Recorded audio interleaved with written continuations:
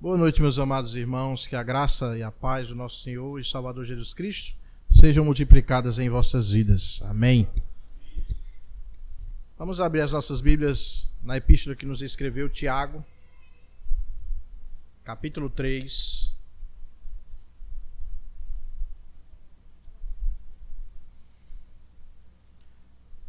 Tiago, capítulo 3.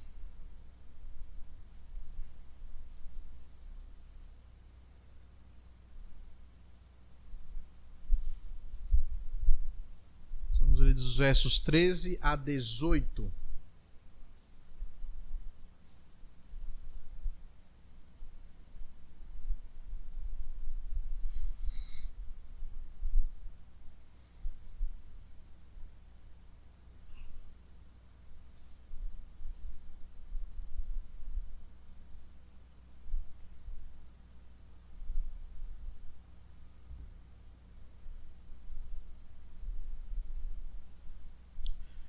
Diz assim a palavra santa e bendita do nosso Deus. Quem entre vós é sábio e inteligente, mostre mansidão de sabedoria, mediante com digno proceder as suas obras. Se, pelo contrário, tendes em vosso coração inveja amargurada e sentimento faccioso, nem vos glorieis disso, nem mintais contra a verdade. Esta não é a sabedoria que desce lá do alto, antes é terrena, animal e demoníaca. Pois onde há inveja e sentimento faccioso, aí há confusão e toda espécie de coisas ruins. A sabedoria, porém, lá do alto é primeiramente pura, depois pacífica, indulgente, tratável, plena de misericórdia e de bons frutos, imparcial, sem fingimento. Ora, é em paz que se semeia o fruto da justiça para os que promovem a paz. Amém. Deixe sua Bíblia aberta, por gentileza. Santíssimo Senhor, Deus, bendito Pai, Senhor das nossas vidas, nos encontramos mediante a Tua poderosa, bendita e santa palavra esta, Senhor, que nos transforma e que nos edifica. E, Senhor, diante desta palavra queremos Te rogar que Tu venhas falar ao nosso coração. Cantamos, oramos e aqui dedicamos o que tínhamos, mas agora recebemos da resposta do Senhor a Sua bendita palavra. Que eu seja um instrumento em Tuas mãos, usado pelo Senhor para falar as verdades que estão nesta palavra, e que assim, Senhor, sejamos edificados em Cristo Jesus. Assim nós Te rogamos, em nome do Senhor Jesus Cristo. Amém. Você se considera alguém sábio? Você, por acaso, se considera alguém que é entendido das coisas? Talvez quando eu faça essa pergunta, quando eu fale dessa forma, no contexto em que eu faço, possa parecer até intimidador a pergunta. Mas o propósito não é esse. O propósito, na verdade, não é esse. A razão das minhas perguntas que fiz é porque nós vemos muitas pessoas que se dizem entendidas e que se dizem sábias, mas que tomam decisões claramente precipitadas. E talvez você já possa ter passado isso em alguma oportunidade com seu filho, com a sua filha, onde você disse: olha, não faz isso, não toma essa decisão, porque isso aí não vai dar certo. E aí o seu filho ou a sua filha olhou para você e disse: eu sei o que eu estou fazendo. Eu sou entendido disso que eu estou fazendo. E optou por tomar essa decisão.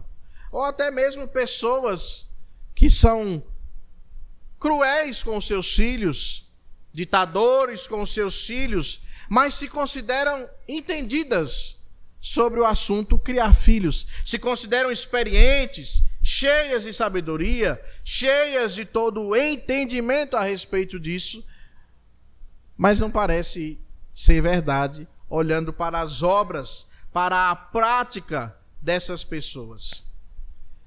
Ou mesmo pessoas que pedem por sabedoria, que oram por sabedoria, mas que as suas obras não condizem com alguém que é sábio. Essa é mais uma questão que o apóstolo Tiago deseja ensinar aos seus primeiros leitores, os destinatários dessa epístola, e a nós hoje também. A relação entre a verdadeira sabedoria e as suas características comprobatórias. Porque a verdadeira sabedoria, ela tem características que comprovam esta verdadeira sabedoria, esta sabedoria que vem do alto. Considerando que já expomos Tiago, e que sabendo que ele trata de 3 temas relevantes nessa epístola, como eu já disse aqui, 3 temas que são gerais, e um desses temas é sabedoria, nós agora nos atemos a essa perícope, a esse texto, onde aqui o apóstolo Tiago deseja se debruçar ainda mais sobre o tema sabedoria. Como eu disse em outras vezes aqui, são 3 temas amplos que são abordados no capítulo 1 dessa epístola, mas que são aprofundados no decorrer dessa epístola. E agora, mais uma vez, lançaremos um novo olhar sobre este tema, a sabedoria. Um assunto que foi tratado de forma ainda ampla e geral no capítulo 1, quando Tiago diz a cada um de nós que se alguém deseja sabedoria, se alguém precisa de sabedoria, deve pedi-la unicamente a Deus, que é o dono de toda sabedoria, a verdadeira sabedoria. E na ocasião da exposição do capítulo 1, deste assunto de sabedoria, eu lembro que mencionei aqui que a sabedoria que provém do Senhor, ela está diretamente ligada a uma vida transformada, isto é, uma vida de quem foi, de fato, redimido pelo Senhor. Que alguém não pode dizer que tem sabedoria e não expressa isso com uma vida transformada, com uma vida de atitudes sábias, com uma vida de prudência. E agora Tiago deseja esclarecer ainda mais, ainda melhor, sobre como essa sabedoria é revelada de maneira prática. Isso nos leva à proposição de hoje, desse sermão, que é a seguinte: o proceder de uma pessoa revela a sabedoria que ela tem.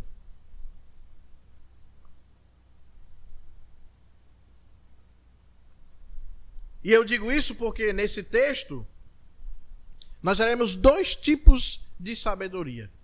Uma sabedoria que vem do alto e uma sabedoria, entre aspas, que é terrena. Uma sabedoria que não provém do Senhor. E o primeiro porquê que responde a esta proposição de que o proceder de uma pessoa revela a sabedoria que ela tem é porque as nossas ações estão coordenadas com os nossos pressupostos. Essas coisas elas estão interligadas, as nossas ações e os nossos pressupostos. Trazendo uma tradução mais literal desse versículo 13 que lemos aqui: quem entre vós é sábio e inteligente, mostre mansidão de sabedoria mediante condigno proceder às suas obras. O Tiago deseja falar aqui, na sua pergunta, o seguinte: existe alguém entre vós que se diz sábio e entendido, que se diz alguém que entende das coisas, alguém que é sábio, então ele precisa demonstrar essa sabedoria à vista das outras pessoas, com um condigno proceder, ou seja, com um bondoso proceder, e com uma sabedoria humilde. Aquele que é sábio, meus amados irmãos, e entendido, revela que é sábio e entendido em boas obras. O versículo 3 é como se fosse uma tese principal, Tiago gosta de fazer isso, uma tese principal deste assunto, em que ele vai discorrer seguidamente nos versículos que estão após este. Então a sua tese que ele traz, a apresentação deste assunto é essa: se alguém é sábio, se alguém é entendido, precisa demonstrar isso com as suas ações, com boas obras. E em suas palavras de exortação, nós lembramos aqui nesse versículo 13, que essa sabedoria que é alcançada mediante oração, que é esse entendimento que vem da parte de Deus, esse entendimento que é revelado, que é demonstrado a partir de boas obras, ele é recebido em oração a um Senhor que a todos dá liberalmente. Nós vimos isso no capítulo 1. Nós vimos isso no capítulo 1, peço que você volte seus olhos aí, para o versículo 5, que diz no capítulo 1 de Tiago: se porém algum de vós necessita de sabedoria, peça a Deus, ou seja, peça essa sabedoria a Deus, que a todos dá liberalmente e nada lhes impropera, e ser-lhe-á concedida. Tiago, então, explica nesse capítulo 1 que se alguém precisa de sabedoria, precisa pedir a Deus, porque somente Deus é quem tem a verdadeira sabedoria. E precisa pedir essa sabedoria com a certeza de que Deus haverá de responder esta petição, esta oração. Assim, meus irmãos, fica de certa forma claro que uma pessoa não pode dizer que tem sabedoria e viver numa prática pecaminosa e contrária às Escrituras. Esse é o cerne da mensagem de Tiago no versículo 13. Vocês, então, entre vocês há alguém que é sábio, alguém que é entendido, alguém que é inteligente? Então precisa mostrar isso com o seu procedimento. E isso coaduna, de certa forma, com o ensino de Tiago na perícope anterior, que eu expus domingo passado aqui. Uma fé, ela é verdadeira quando ela é testificada pelas obras. Uma fé, ela é de fato verdadeira quando existem obras que provam, que comprovam esta fé, que concordam, que embasam esta fé, para que essa fé não seja uma fé meramente de palavras. Assim Tiago está dizendo aqui, meus amados irmãos, que a verdadeira sabedoria, se alguém diz que é sábio, que é inteligente, que é entendido, ele precisa ter boas obras que comprovem esta sabedoria. Ressalta-se ainda que Tiago fala de uma sabedoria que é humilde.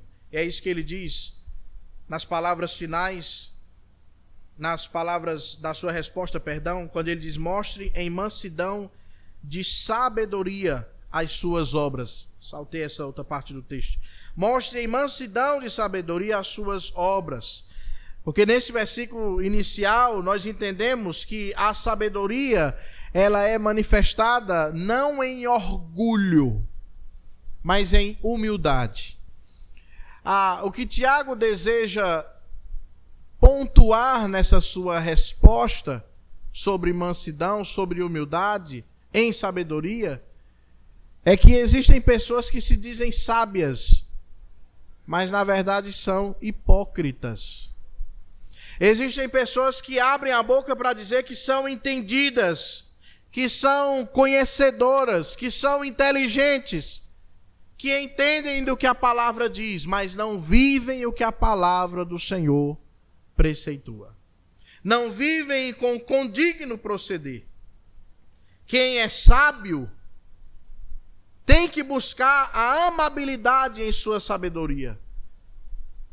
Porque se é sábio e não é amável e não é humilde, é então hipócrita. Como que a pessoa vai dizer que é sábia e não é humilde? Como que se vai dizer que é sábio e não é amável? É hipócrita. Diz uma coisa, mas faz outra. Isso é interessante porque nós poderíamos questionar: de onde vem essa sabedoria que as pessoas dizem ter, mas não vivem esta sabedoria? De onde vira essa sabedoria? A resposta, meus amados irmãos, está a partir do verso 14. Dos versos 14 a 16, nós vamos ao segundo porquê de que a forma de proceder de uma pessoa responde, demonstra a sabedoria que ela tem. Porque são hipócritas aqueles que vivem de uma sabedoria terrena. Verso 14, Tiago nos diz: Se pelo contrário, tendes em vosso coração inveja amargurada e sentimento faccioso, nem vos glorieis disso, nem mintais contra a verdade. Perceba, Tiago primeiro disse, no verso 13, se vocês dizem ter sabedoria e entendimento, mostrem isso com as suas boas obras. Agora ele faz o contrário. Ele olha primeiro para as obras. Se entre vocês há pessoas que têm inveja amargurada, que têm sentimento faccioso, não devem se gloriar disso, porque isso não é uma sabedoria verdadeira. A inveja, meus amados irmãos, e o egoísmo, eles apontam para uma vida, na verdade, dissoluta, contrária às Escrituras. E é interessante dizer que quando se fala de inveja, nós lembramos exatamente do 10º mandamento. Não cobiçarás. A inveja, naturalmente, evidentemente, e não há justificativa para isso, é uma transgressão ao 10º mandamento.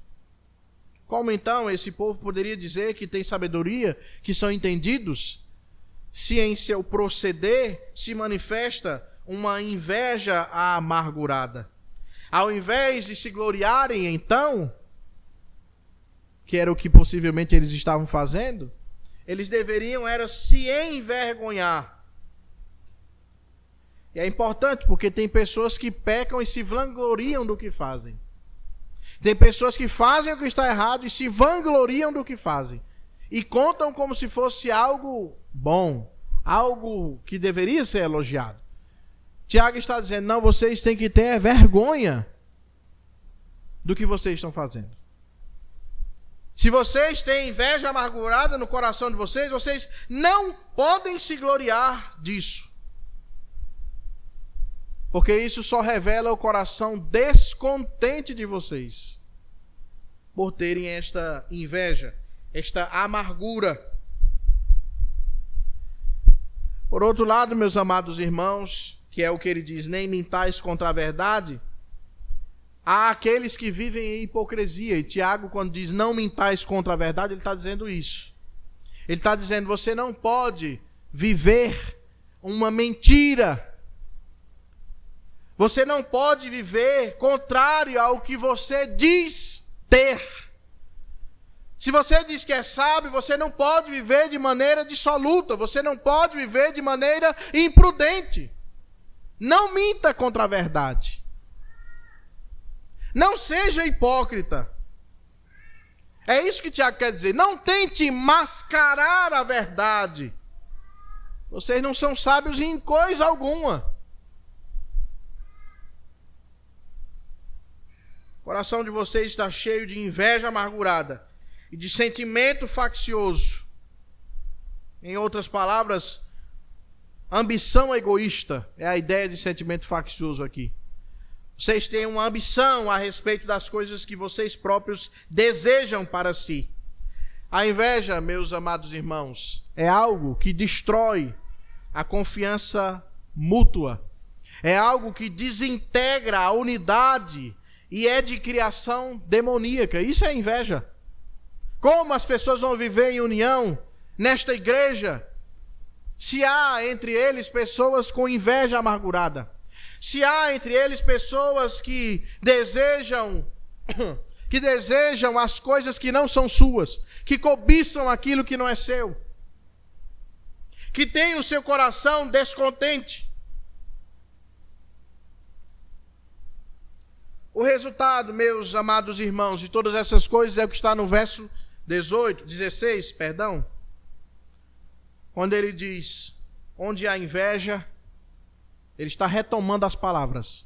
Onde há inveja, só faltou botar aí, amargurada, e sentimento faccioso, aí há toda confusão. Aí há confusão e toda espécie de coisas ruins. É isso que acontece quando as pessoas são tomadas desta inveja e desta ambição.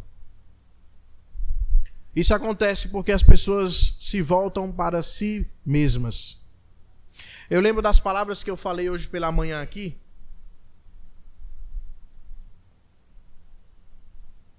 Lembrando do ensino do Senhor Jesus Cristo, quando disse que se alguém deseja ser maior no reino dos céus, na verdade deve ser servo de todos. Quem tem inveja amargurada e ambição egoísta, que pensa em si próprio, jamais será servo dos outros. Jamais considerará os outros superiores a si mesmos. Fora de Deus, meus amados irmãos, não há sabedoria. Fora de Deus não há sábio. Pode haver sabido. Quando eu escrevi esse sermão, eu lembrei da história do Alto da Compadecida. Que João Grilo é um sabido. Ele se diz inteligente, sabedor, mas o que ele gosta de fazer é mentir, enganar, roubar. E muitas pessoas, eu ia dizer talvez, mas é certo, muitas pessoas acreditam que isso é sabedoria. Acreditam que você pode dizer que é sábio e desejar e cobiçar as coisas dos outros, e pensar em si mesmo e dizer que é sábio. Aí Tiago deixa claro na sua argumentação, na sua exortação, que fora de Deus não há sabedoria nenhuma. Verso 15, ele diz: esta não é sabedoria que desce lá do alto. Antes é terrena, animal e demoníaca. Isso é uma espécie de escada decadente que Tiago está fazendo aqui. Ele deseja dizer, meus amados irmãos, que a sabedoria, entre aspas, que desencadeia inveja e egoísmo e ambição egoísta, que desencadeia toda essa espécie de males, de coisas ruins, como diz o verso 16, ela não é uma sabedoria que vem do alto. Ela é uma sabedoria terrena. Ela é uma sabedoria que não é espiritual. E por fim, ela é uma sabedoria que é demoníaca. De maneira geral, as coisas que são terrenas, elas sempre contrastam com aquilo que é do céu, obviamente. Então Tiago está expondo desde já um contraste. Olha, essa sabedoria que desperta todos esses males, essa sabedoria não é sabedoria. Em verdade, não é sabedoria. É algo que vem do terreno, é algo que não vem de Deus. Esse adjetivo deixa, inclusive, muito claro que essa sabedoria não é dada por Deus, não é dada pelo Pai das luzes, como vimos em sessões anteriores. Essa sabedoria, ela não é espiritual. Essa é a ideia quando se fala que a sabedoria é animal, que essa sabedoria que provoca males, ela é animal. O que ele quer dizer é que a sabedoria não é espiritual, não é produzida pelo Espírito Santo de Deus. E isso é interessante porque Paulo nos explica muito bem em 1 Coríntios capítulo 2, verso 14, que as pessoas que não têm o Espírito, o homem natural, ele não aceita as coisas espirituais. Ele não entende. Ele não entende. Ele é carnal, ele não é espiritual. E assim seguimos a terceira descrição. Porque quem não segue o Espírito de Deus, quem tem uma sabedoria animal, que não é espiritual, se não vem do Espírito Santo de Deus, obviamente vem de outros espíritos. Vem do diabo, vem do acusador. E isso concorda com o que eu disse anteriormente, porque quem vive em hipocrisia vive uma mentira. Quem é o pai da mentira? É o diabo. Tiago, em suas palavras, traz uma dura exortação.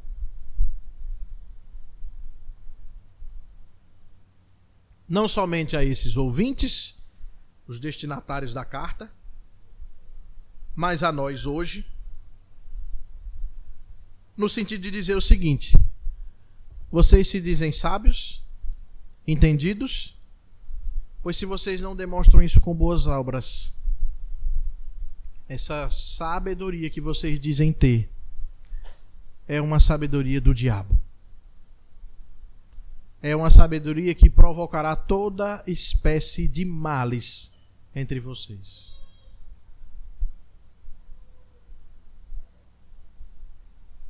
Esses são os hipócritas, meus amados irmãos, que vivem a partir de uma sabedoria terrena.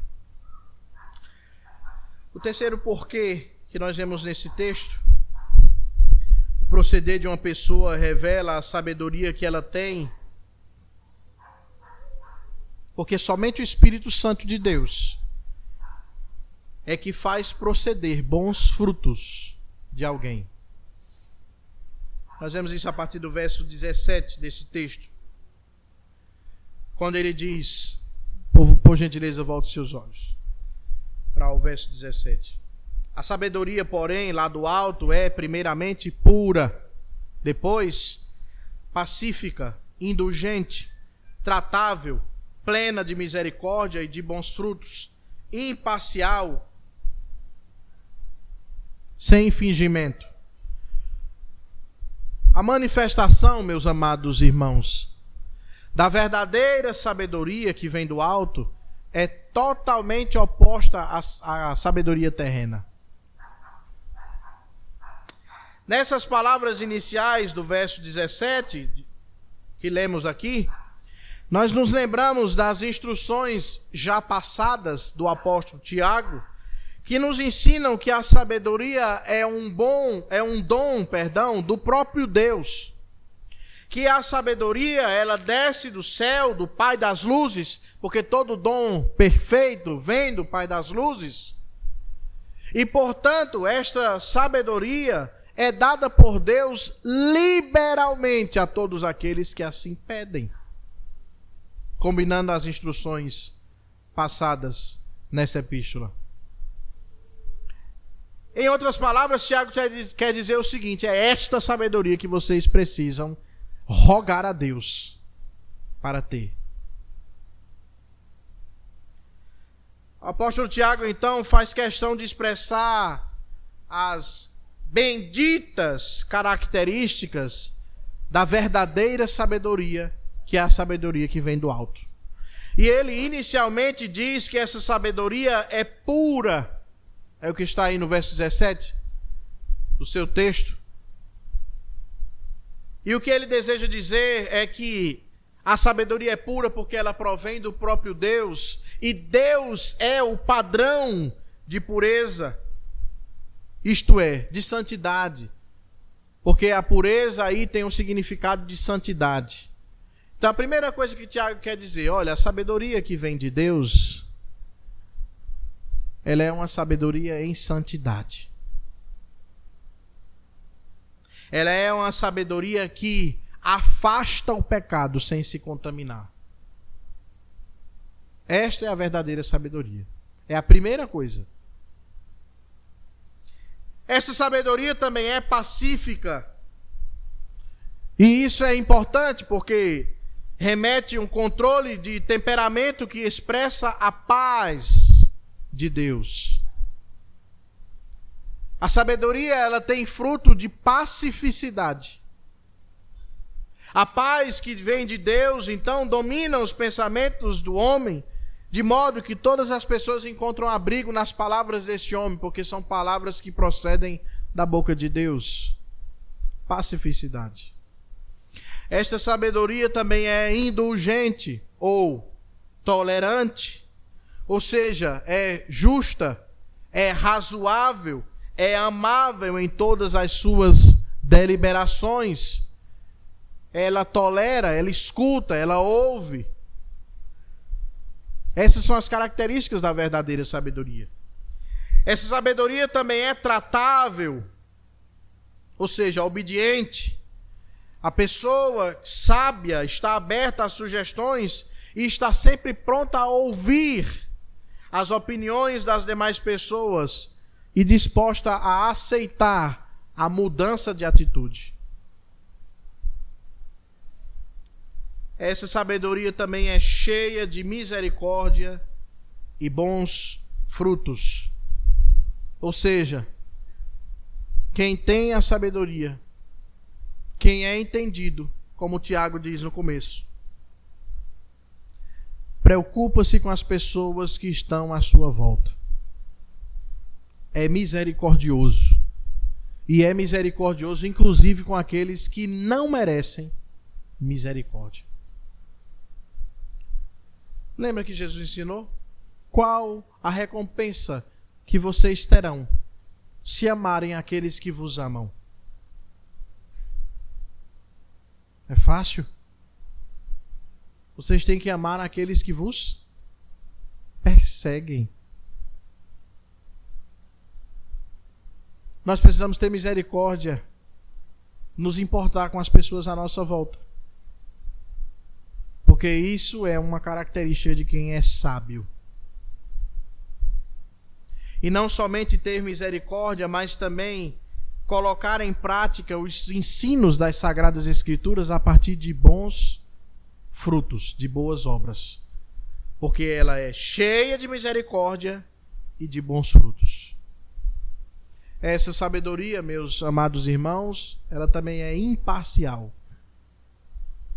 Ou seja, ela não toma partido numa discussão. Sabe ponderar, sabe ouvir e sabe emitir um juízo que seja justo e que seja também sincero. Lembra que uma vez eu falei aqui, a palavra de Deus nos ensina: irai-vos e não pequeis. Mas eu disse aqui que é muito difícil a gente se irar e não pecar. Porque nós não sabemos ser imparciais.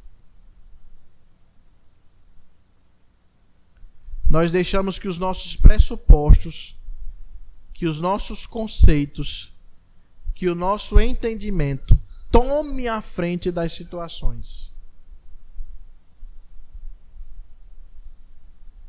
Mas isso não é uma característica de quem é sábio, de quem tem sabedoria do alto.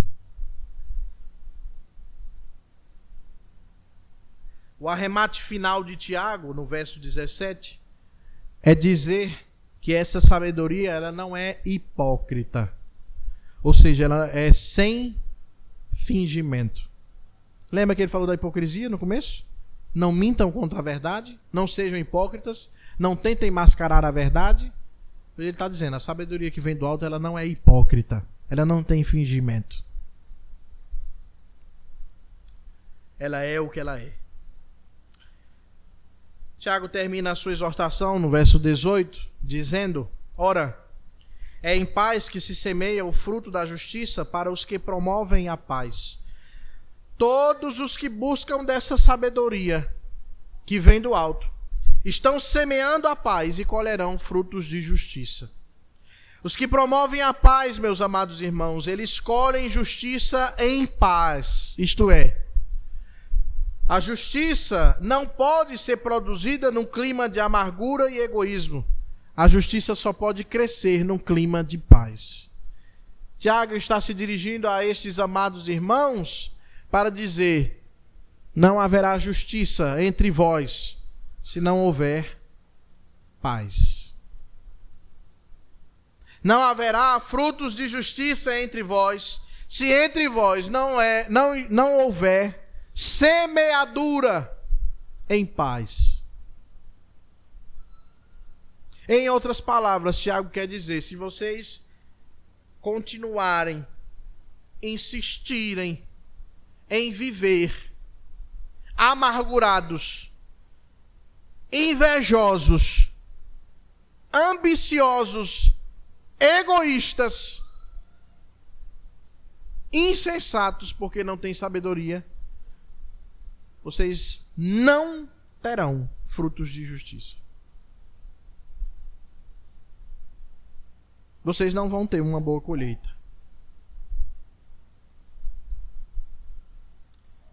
Em outras palavras, o homem colhe exatamente como Gálatas nos ensina. O homem colhe exatamente o que ele planta.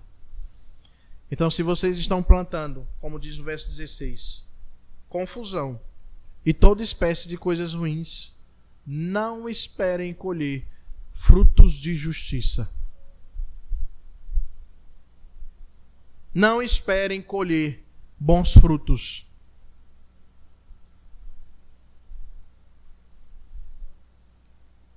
Nessas palavras do verso 18, nós lembramos de alguns trechos da Sagrada Escritura.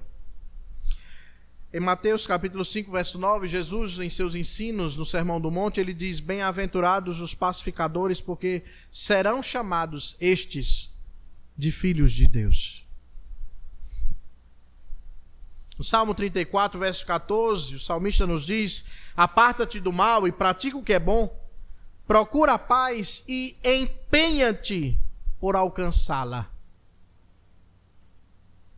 E Provérbios capítulo 12, verso 20 diz: há fraude no coração dos que maquinam mal, mas alegria tem os que aconselham a paz. Quais as implicações, meus amados irmãos, desse texto para as nossas vidas?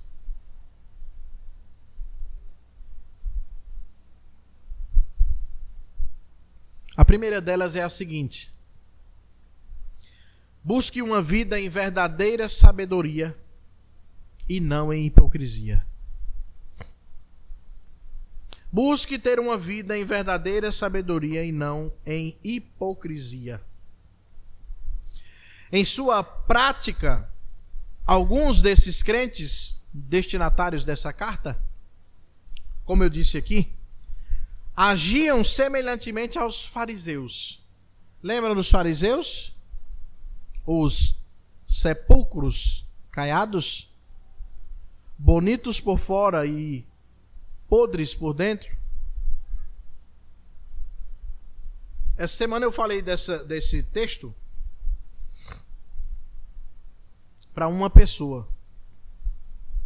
Algumas pessoas consideravam os fariseus como homens religiosos, importantes, homens tementes a Deus.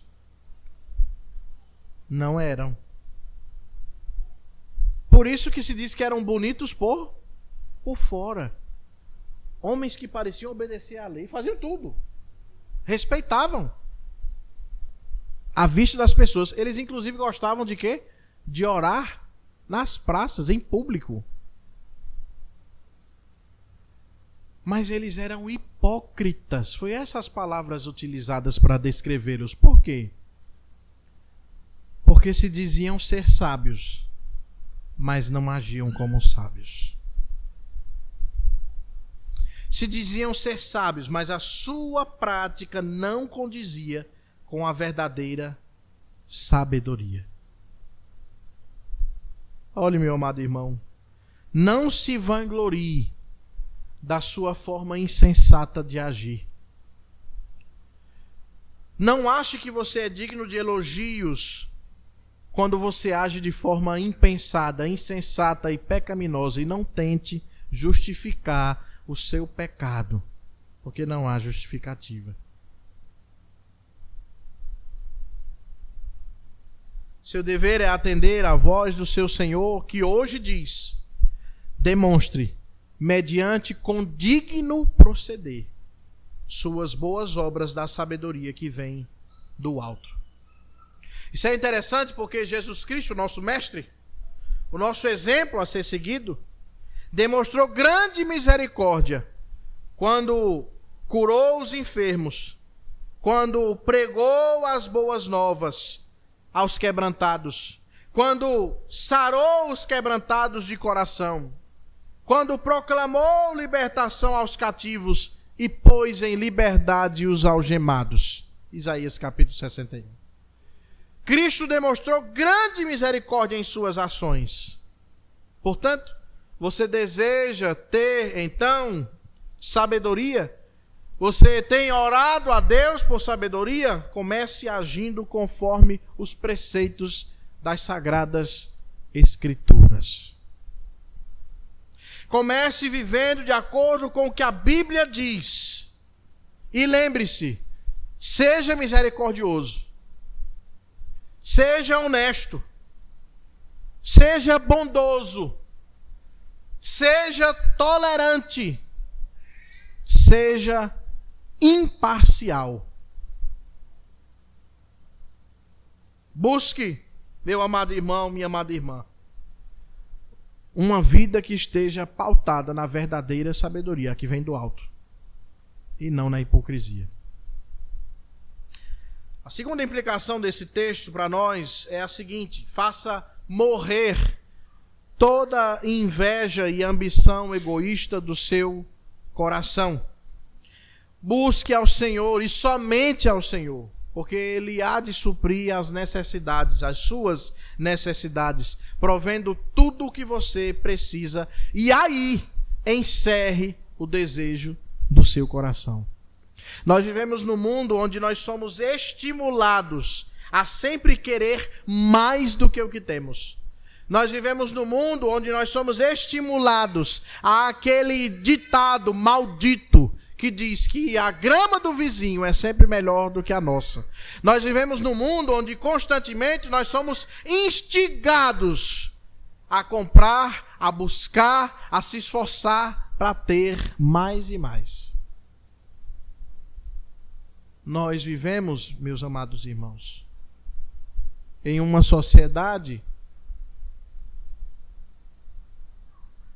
que promove a cobiça em nossos corações.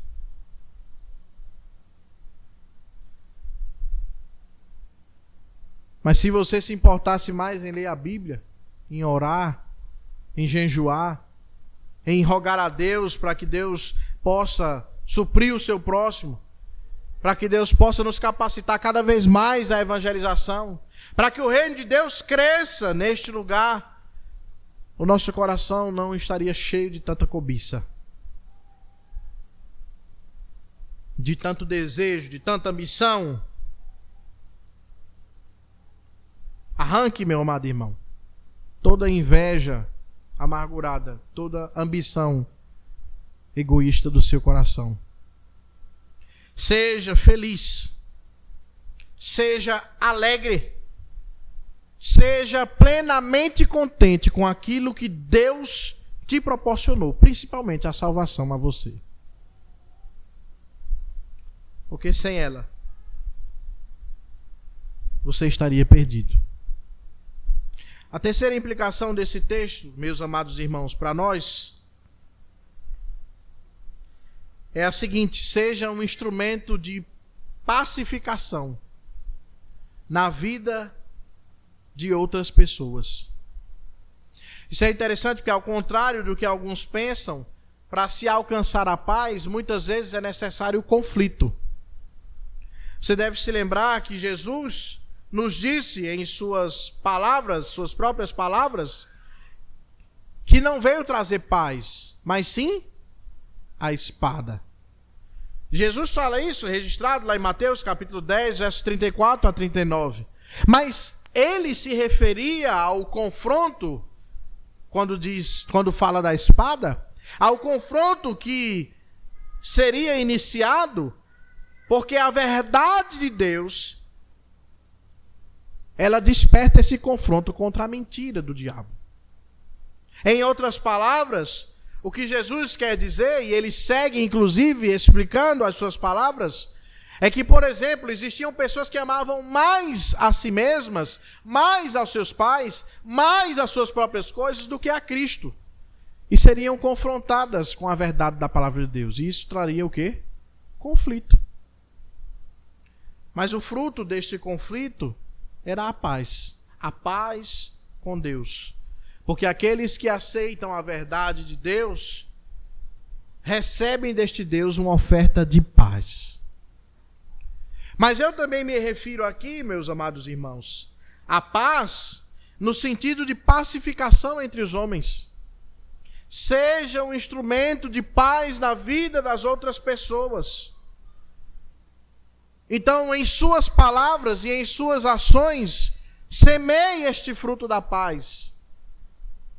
Conduza as pessoas ao seu redor a pensarem concordemente, como Paulo muito bem instruiu em sua carta aos Filipenses, instruiu Evódia e Sintique. Vocês precisam deixar de lado essas desavenças e pensarem concordemente no Senhor. Promova a paz, promova o entendimento, promova o diálogo. Promova a solução de todos os conflitos que você puder promover. E você vai conseguir se confiar no Senhor para fazer isso. Porque o Senhor dos Exércitos, como nós conhecemos, também é o Deus de toda paz. E Ele mesmo pode te fazer um instrumento de paz. Jesus despertou conflito entre aqueles que não aceitavam a sua verdade, mas trouxe paz aos homens com o seu Deus. E nós precisamos desta paz. Que Deus em Cristo continue a nos abençoar, nos instruir, nos edificar com a sua santa e bendita palavra.